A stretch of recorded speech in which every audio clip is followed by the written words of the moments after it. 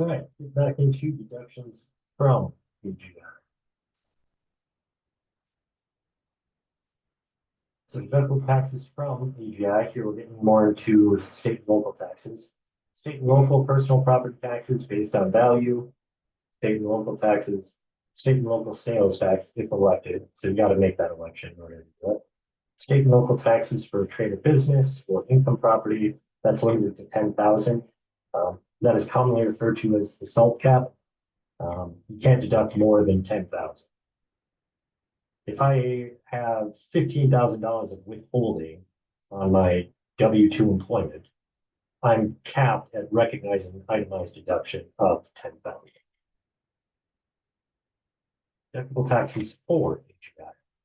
These are taxes charged on self-employment income wages. It works a little bit differently than the FROM. We've got Social Security, that's 6.2% for the employer and employee, total 12.4. That's up to the 147,000, and then Medicare, 2.9 between employer, employee, and all wages. So self-employed taxpayers pay tax on their self-employment earnings on their 1040. Any taxes paid via payroll will get deducted on the business's tax return. There's exceptions to that, sole proprietors and partners. The reason for that is sole proprietors, Schedule Cs, can't take payroll. Partners in a partnership can't take payroll. That's why those are exceptions.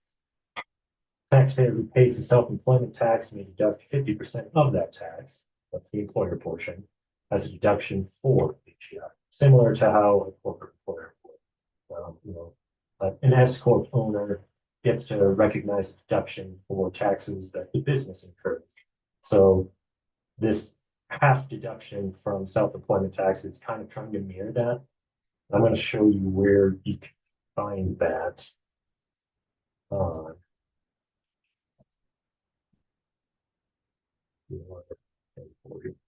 Schedule 1,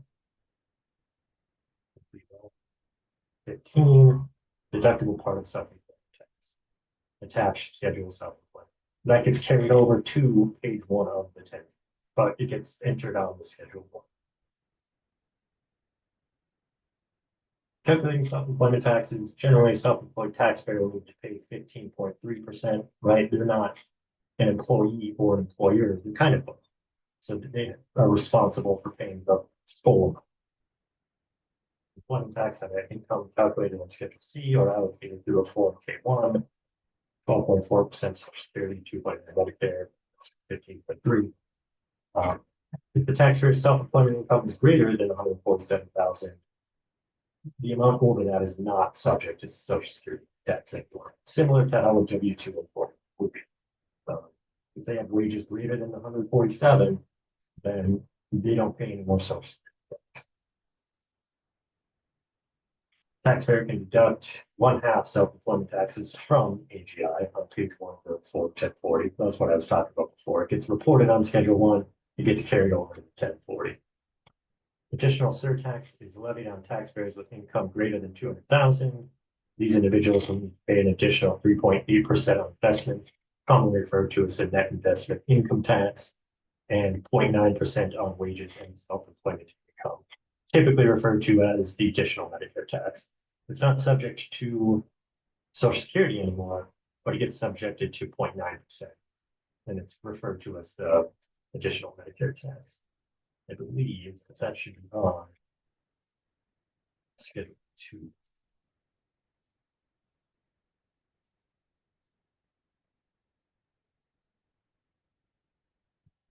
Additional Medicare tax. Yep, so line 11.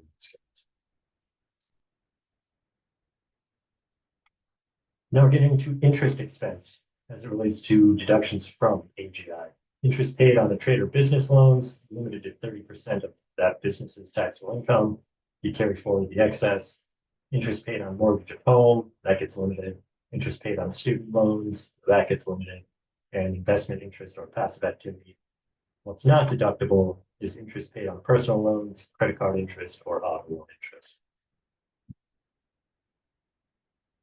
Here we've got this one again. This is not going to be the last time you see this. Commonly referred to as the line, for AGI versus from AGI. Types of interest expense for AGI. Taxpayer must materially participate in the active trader business. That deduction is going to be limited to 30%. That's a pretty high bar to clear. You know, if my net income is $100,000, I have to spend more than $30,000 in interest expense. That is a significant portion. Most businesses obviously are aiming to minimize the amount of interest on their. So for someone to pay 30%, that's a lot. Business interest expense is greater than business interest income plus 30% of the adjusted taxable income. That's not deductible for businesses with gross receipts greater than 25 million for the prior 3 years. That's part of the PCGAA. If no material participation from that activity is passive, right? They're not actively involved, they're passively. And losses are subject to passive activity loss limitations, and those losses have to be suspended. You don't get to recognize losses on passive income. Only passive gains can offset passive losses. Student loan interest can deduct for AGI interest paid on qualified student loans. Maximum amount deductible is $2,500.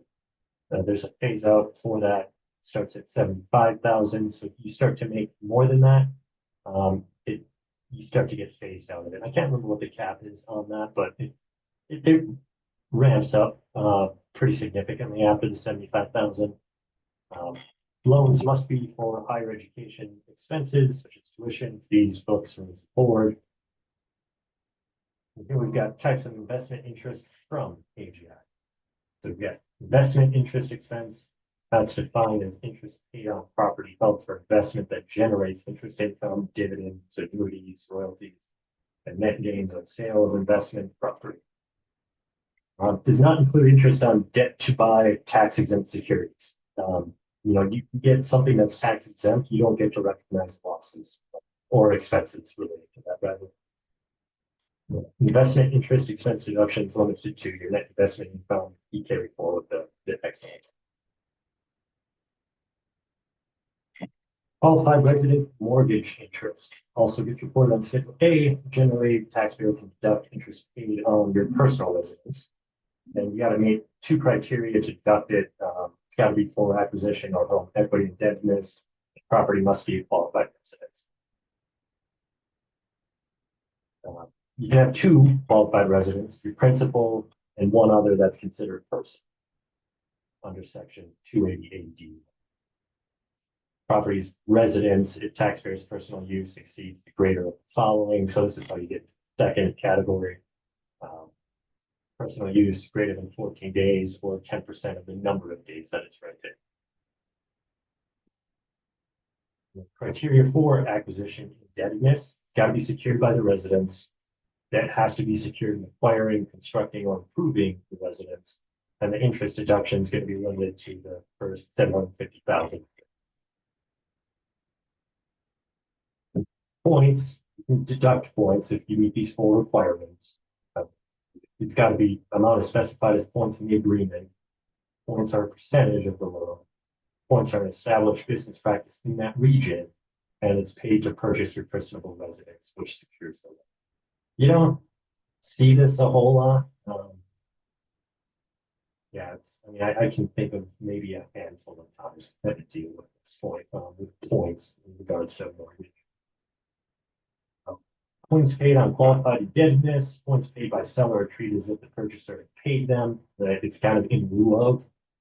Purchaser is entitled to deduct the points. If the taxpayer refinances mortgage, points are not immediately deductible. You got to advertise it over the life of the loan. Unamortized points can be deducted when the taxpayer terminates the loan by another refinancing or sale of the residence. Usually deducted on Schedule A. And points paid for trade or business or investment property debt, you got to advertise that too. So timing of interest deductions. Cash basis taxpayers, deductible when paid, similar to how cash basis works.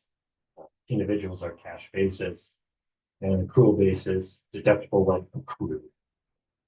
Some businesses are accrual, right? Some businesses can be cash basis. Some are accrual. You typically make that election when you begin filing. You can change it, file a form 3115, change of accounting method, but generally individuals are going to be cash basis. Businesses can be either or. And I'm going to stop the video there and we will finish up on our next one.